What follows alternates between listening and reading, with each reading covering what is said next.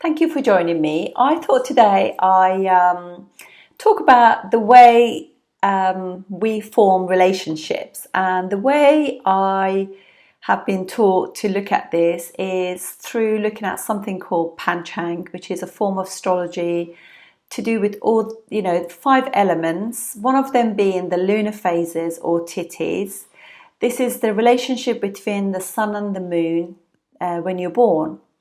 I wonder actually if it's actually to do with when you're actually conceived as well, because this is a very, very deep thing about how you are and when you were created or when you were born, what elements were in play, and that element has got very much to do with how we go on forming relationships through our life. And sometimes, obviously, when we have certain issues, it's really good to find out why that is the case. I wasn't aware of this, and like this past maybe year and a half, I've been studying this, and it is quite interesting. And I do try to put that in my readings as well, because it's a very deep part of who you are. It's very private. Nonetheless, though, it is how you form relationships, so it has an impact on your family, on your relations, on all your friends, friendship groups, networks, jobs, colleagues, and your partner that you share your life with. So, and obviously, you don't realize what the issues are until I think with something like this can really point you in the right direction, so you can start working on kind of strengthening things by having that focus, realizing where, because it's always easy to point something out in somebody else that's wrong, but to actually find that within yourself and work on it, then you probably will attract different people anyway, which are more to do with the soul journey that you're on. So I'm going to start with this. Of course, tithis, they are moon wanes and waxes, so it gets bright, and bright moon is called Shukla, and Krishna is the waning moon. And there are obviously 15 there will be like the new moon. The new moon is called Amavasya, and as the moon starts traveling away from the sun and getting brighter and becoming more independent, if you like, from the sun, then becomes more Shukla, more waxing. And as it then travels and becomes really full and very independent and more extrovert, then it starts traveling back again and becomes more introvert, becomes Shukla. So normally people who have got waxing moon, they are much more open. They are not as private as the waning moon, which is like the Krishna state. And obviously, as the moon starts traveling further and further away from the sun, becomes more and more independent, wants to experience things away from the sun, but still using that sun's energy to form relationships and experience in life. As obviously the moon starts going towards the sun, it becomes more private and probably likes to retract from the world, even though these people can be come across quite friendly and extroverted, but their true self needs to be retracting from the world to recharge, and and obviously then it will be traveling back towards the sun again and becoming combust. So I always find that when there's a moon, the moon is combust by the sun, so it's a dark moon, which also, it just means that the sun and moon are in the same house together, conjunct. But this could be several different degrees between them. But the closer they are, like say with sort of 12 degrees, then that moon is Amavasya and is quite combust. And it just means that how I interpret that in the chart is that the female, the feminine, the moon was combust by the sun. The sun will be your father, and the moon will be your mother. So it could be that the sun had a lot to say about your mums. You know, your mum might not have been so. Maybe they were on the same page about bringing you up the same way, but she felt a little bit like overlooked by the father.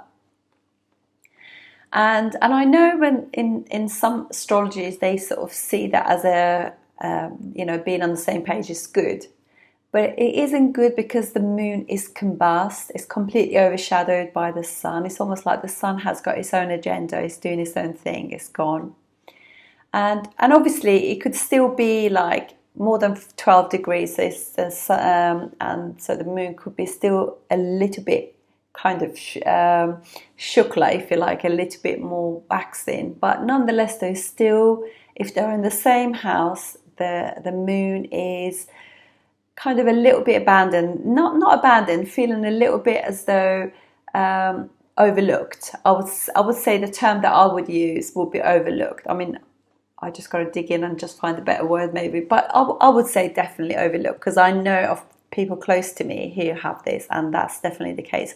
It can also give you eye issues as well, so you could be quite short-sighted too, because obviously that's your vision too, you know. And then we have if the moon is one house away from the sun. I always prefer if the moon is in front of, obviously it's, that means that there's that independence and freedom seeking, and the mother is trying to find themselves. They got a little understanding of who they are. Whereas I think if they're Krishna, the other way going, they are a little bit like the male in the relationship has got more control over things, whereas this, there's a like they are dipping their toe into the water of life and they want to have more experiences. So when, obviously if they're one house away from it, it could be that the dad feels slightly abandoned by the mum, just thinking that she might be going out with her friends and daddy will be at home, maybe looking after you. Not a bad thing really. So I think it's because when the woman is always happy as well, it just makes the family happy, and having a mum that's slightly more extrovert, it's not a bad thing. When the moon is 3 houses away from the sun, that's really nice, because it just means that she's quite playful and she has fun, she's quite creative. It's like has got that third house things as well. So it's still kind of bright. The sun is still sort of throwing nice light onto the moon. And yeah, there's quite a bit of playfulness going on, and the sun is chasing her. So the husband wants to be with the father, your father, and is really interested, wants to be close to the mother. The mother is really independent and doing her own thing. So that's quite nice. And then we got when the moon goes is 4 houses away from the sun. So again, it's waxing. It's if you like half full, and the woman is obviously feels as she has certain amount of authority over the home, over the life. So again, this is a square though with Western astrology. So there are some issues with. Hold on a minute, who is in charge here? Because I think when there's a square, there's always like one person needs to establish boundaries, and but it could be that the woman is trying to set boundaries there. So there could be a slight sort of disagreements going on there, but it's not bad. But it's just there is certain stiffness in the relationship going on there. When his 5th house is away, again, the woman is outgoing, is creative. The mother is probably creating this fantastic home environment of wisdom, culture. It's really nice because they probably travel a lot. They do a lot of things together. But the woman's still quite independent, quite extrovert. And I wonder how the men see that, really, because it could be that they thinking that she's the teacher to me and I'm the student to her, because it's the fifth house, five houses away, ninth house away. So the woman is the one who is the teaching the man. And as long as you do that in a way that he doesn't feel like, the husband doesn't feel like, or the partner, that they are actually being the student, there is a lot of wisdom in that relationship, and it's really good for the children. It's very cultured. As a family, they travel and learn things, embrace other cultures, other foods, cuisines, and languages possibly as well. It's really nice. And then when they're six houses away, when the woman is 6 and 8 is not good, because there's discord in the family when you were born, and they were arguing, and there must have been quite a lot of arguments, and it could actually be that the woman was giving just as good a sort of arguments as the man was, which I don't think is very good, because obviously the other side of it is 8, and that could break the relationship down. It could be that the father was absent to you, and that definitely shows that there was discord in the household when you were born at that time. And then we have 7 houses away, so the woman is quite independent and the husband is quite independent of each other. They got life of their own, but they really have this amazing attraction towards each other. They will probably argue, but both of them can actually express themselves really well, because neither one of them want to give up their independence. They want to be in a relationship, enjoying the relationship, but they still want to be themselves, and they don't want to be shackled by a relationship.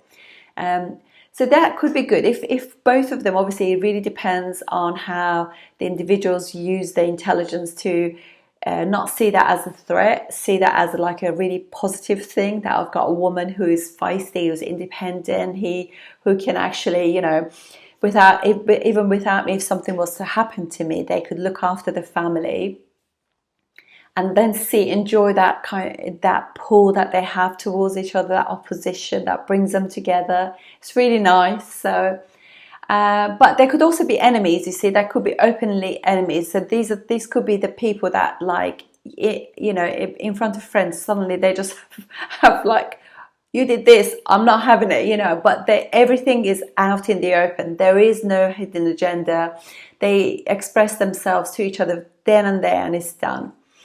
And then when you have 8 and 6 again, so the moon is now waning, start to get dark, start to go towards the sun. So again, 8 and 6 relationships. So the woman seems at this point, because it's waning, so it's feeling as though it's overshadowed and missed by in the relationship. It's an argumentative thing, but the man is always trying to sort of push their sort of agenda. They want things to be their way. So this could definitely cause a lot of mental health issues for the woman, and therefore it will cause that for you. And because there could be a lot of arguments at home, and the female, when there's also Krishna sort of waning moon, is not going to be able to stick up for herself, as to express how they feel. That could be very difficult. So you want to really bear that in mind. And then when it goes 5 houses away, it's still good, but obviously now the husband is trying to be the teacher and wants to sort of you learn from me. So this is okay for the early part of the relationship, but as time goes on, you can't keep treating your wife or spouse as a student. 5th house, so it's fine, it's trinal, it's good, but it is very important to realize you're in a relationship. It's not student and teacher.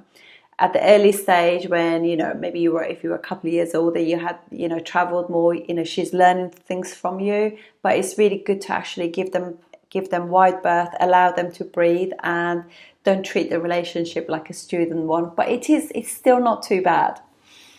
And then when it's waning and you have like moon 4 houses away from the sun, so it's a square again, and this time obviously the moon is waning. This is when the man is treating the relationship, the household, like office. So 10 houses away from the moon. So they want to be in charge, they want to be bossy, and that kind of thing is going on where I come home, I want my dinner ready. You can see that the woman is feeling a little bit the pressure of the man. Obviously it's almost like sun is 10 houses away from the moon. So it's like, wow, it is difficult. And obviously sun gets direction, strength, just wants to focus and have a say on everything.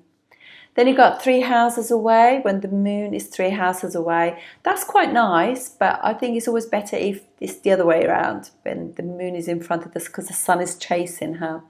This could be good, and they could have a nice relationship, friendly relationship, and they'll have nice groups of friends and everything. But the man is still dictating a bit, And then we have when they're sun and moon are 2 houses away, 12-2 relationship. So the moon is the house before the sun.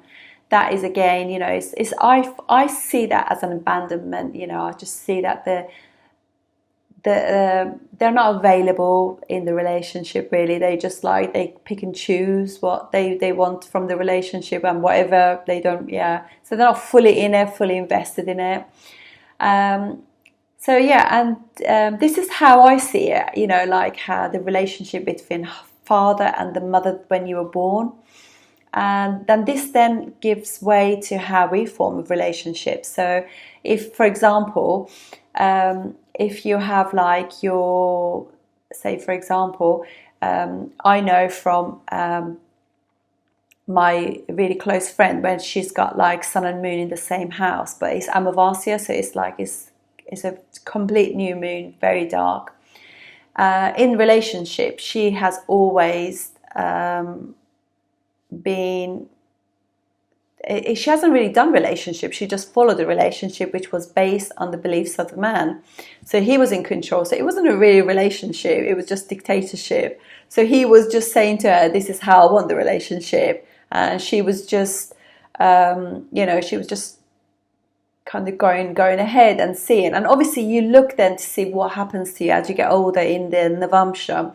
And hopefully there is that kind of, there's some houses away from each other where you've actually learned to, about yourself, you worked on yourself, and you have some sort of beliefs that actually, I know who I am, and I want a relationship based on things that are good for me as well, not just good for you.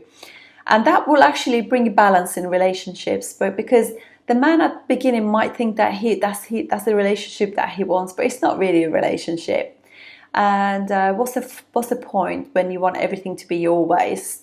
It's not much fun at all. It's much better if you have a relationship when there's give and take going on. And you need to work on yourself to actually get that balance right, and you can then form much better relationships. Even if in the Navamsha there's still discord going on, but you know that you are aware of it and you can work on it. So it's really good. That's what I think is so good to be, work on Mercury. Those videos that I've put down about afflicted Mercury is really important.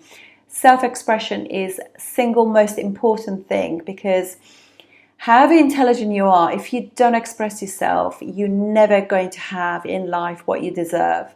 You need to get in there and really work on it. And when you work on self-expression, you naturally get your Mercury and 3rd house strong.